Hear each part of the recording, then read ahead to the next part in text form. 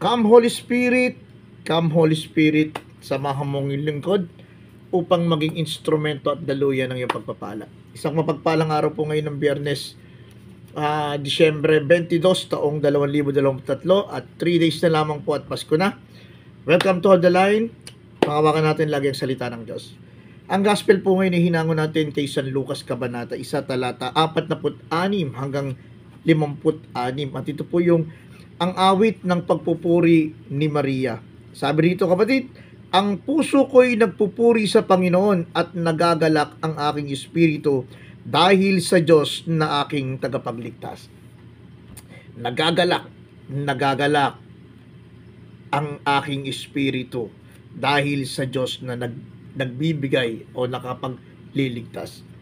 Sa araw to, kapatid, ang gospel it's talk about ang awit ng Inang Maria. At ito po yung magandang pagbulayan natin. Awit na may kagalakan. Ang ating Inang Maria ay patuloy na nagagalak sa lahat ng kanyang buhay. Bakit? Sapagkat alam niya na ang pinaglilingkuran niya ay isang Diyos na buhay.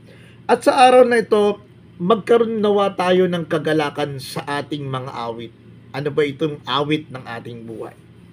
The first, magalak tayo sa ating A for action.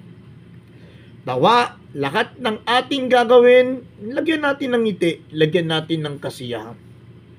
Sabi nga doon sa Colossus 3:23, ano man ang iyong ginagawa, gawin mo ng buong puso, nawaring sa Diyos ka naglilingkod at hindi sa tao. Whatever you do, ialay mo daw ito sa ating Panginoon. Lagyan ng kasiyahan, lagyan ng puso. Nawari bagang hindi ka sa tao naglilingkod kung hindi sa ating Panginoon. Nawa, sa araw na to, i-offer natin, lagyan natin ng kagalakan ang lahat ng ating gagawin. A for action. W stand for words. Nawa, sa bawat tinig, sa bawat salita na lalabas, sa bawat word na lalabas sa ating bibig, maging pagpapala, maging biyaya, maging blessing para sa ibang tao. At huwag natin hayaan na ang salita natin o ang mga lalabas sa ating bibig ay makalikha ng kapahamakan, makalikha ng disgrasya, makalikha ng sumpa. Kung hindi maging kagalakan para sa atin at sa mga taong makakarinig nito. Tandaan mo, kapatid, may kapangyarihan salita. At ang bawat salita ay may buhay. At tandaan natin, ang salita na to ay ang ating Panginoon. Kaya dapat laging may kagalakan sa ating pananalita. Ang bawat salita, lalagyan ng puso, pagmamahal, kasiyahan, at higit sa lahat, pagpapala. Awit. A for action, W for words, I for intercession. Kapatid, nasa bawat prayer natin, lagi natin lalagyan ng kasiyahan, nawari bagang nagpapasalamat na tayo sa ating panalangin, na nananalangin pa lamang tayo, alam na natin na dinidinig na ng Diyos ang ating mga prayer. Sa bawat intercession, sa bawat panalangin mo sa iyong kapwa, alam mo na kumikilos sa iyo ang Diyos. Kaya simula ngayon, oras na to, ipapanalangin natin na may kasiyahan ang ating kapwa. Ipapanalangin natin ang ating pamilya. Ipapanalangin natin ang ating hanap buhay. Ipapanalangin natin ang ating mga sarili. Na nawa sa biyaya at grasya ng Diyos, patuloy na kumikilos sa ating buhay. At sa pamamagitan ng panalangin na may kasiyahan na may ngiti, alam natin na ang Diyos ay patuloy na kumikilos. What's the T for awit? Lagyan natin ng kasiyahan ang bawat Thanksgiving. Kapatid, pagkagising pa lang sa umaga, dapat may ngiti na tayo, may kasiyahan na tayo. Nung makarating ka sa opisina, dapat nagpapasalamat ka na may kasiyahan. Nung binigyan ka ng pagkakataon na may tama ang pagkakamali mo, yung binigyan ka ng opportunity ng Diyos, dapat may ngiti ka na sa buhay mo. At nung binigyan ka ng pagpapala at biyaya, nawa dapat patuloy kang nakangiti. At nawa sa araw na to, hindi lamang dapat ikaw magpasalamat sa salita. Hindi ka lang dapat magpasalamat sa gawa. Hindi ka lang dapat magpasalamat sa pamamagitan ng panalangin. Kung hindi hinahamon tayo ng ating Panginoon, na patuloy tayong magbigay sa kapwa. Patuloy tayong magbigay ng pagmamahal, pag-unawa, pagpapatawad, at higit sa lahat, patuloy na pagsamba sa Diyos na buhay. Ang ating Inang Maria, umawit na may kagalakan.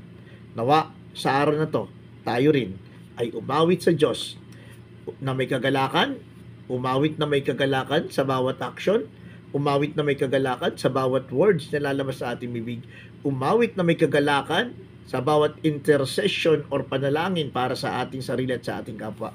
At nawa sa araw na to, patuloy tayong magkaroon ng kasiyahan sa bawat pasasalamat natin or thanksgiving natin sa ating Diyos na buhay. Let's pray. The Father, of the Son, of the Holy Spirit. Amen. Panginoon, nagpapasalamat po ako sa biyaya ng buhay, sa biyaya ng hanap buhay, sa pagpapatawad mo, sa biyaya ng pamilya. Mga kasalanan na patuloy mong pinapatawad, ilihim man o hayag. At sa araw na to, itinataas ko po ang aking kapwa, ang aking pamilya, ang mga tao na nasa banig ng karamdaman. Pagpalain mo po sila, pagalingin mo po sila. Yung dumadanas kayo ng problema, depresyon at kawalan ng pag-asa, bless them, Lord. Lord, ikaw na pong bahala. Pagpalain mo ang aming mga labi upang ang bawat salita na lalabas dito ay pagpapala at biyaya. At sa araw na to, Panginoon, patuloy kaming kikilos na may kasiyahan at alam namin, Panginoon, na dapat huwag kaming magsawa sa paggawa ng mabuti sapagkat darating ang takdang panahon na kami yaani kung kami hindi magsawa. Sinusuko na po namin ang lahat ng ito na may pagpupurit pasalamat sa matamis na pangalan ni Jesus. Aming Panginoon. Amen. In the name of the Father, the Son, of the Holy Spirit. Amen. Shoutout ko lamang po yung mga tropang iskas namin, yung Station Community Affair section led by Police Captain Pamela Leal, 10 ng kanyang mga kasamahan, si Choy Choy, si Tintin Rosales, si Blink, yan, mga kasamahan natin. At syempre yung nasa D4, si Boss Cristobal, at yung tropang Tagig, led by Ma'am Telan at sa kanyang mga tropa, dyan po sa S4 ng Tagig Police Station. Syempre ang aming hepe dyan sa D4, led by Police Lieutenant Colonel Nicolas Piñon, at ang Southern Police District.